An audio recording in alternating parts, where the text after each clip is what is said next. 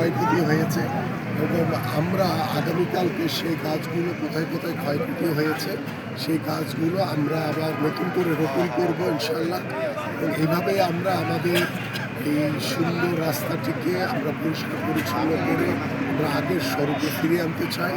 এবং বাংলাদেশ জাতীয়তাবাদী দল বিএনপি যে মানুষের সামাজিক যে মূল্যবোধগুলো নিয়ে কাজ করে, মানুষের যে সামাজিক উন্নয়নগুলো নিয়ে কাজ করে, এবং আমরা দলীয় সকল নেতাকর্মীরা আমাদের প্রিয় নেতার যে নির্দেশনা রয়েছে আমরা যা কিছু করব সবই যাতে সাধারণ মানুষের দেশের জনগণের জন্য হয় সে লক্ষ্য নিয়ে গতকালকের যে জনসমুদ্র আপনারা দেখেছেন সেই সাথে সাথে রাতের বেলায় তার নির্দেশনায় আমরা আজকের এই ৩০০ ফিটের যে রাস্তায় যে ময়লা স্তূপ হয়েছে সেই রাস্তাগুলো পরিষ্কার করার জন্য আমাদের সকল দলীয় নেতাকর্মীরা ইতিমধ্যে রাস্তা নেমে পড়েছে। আজকে সারাদিন ব্যাপী এই ৩০০ ফিটের পুরো রাস্তাটি পরিষ্কার করা হবে ইনশাআল্লাহ।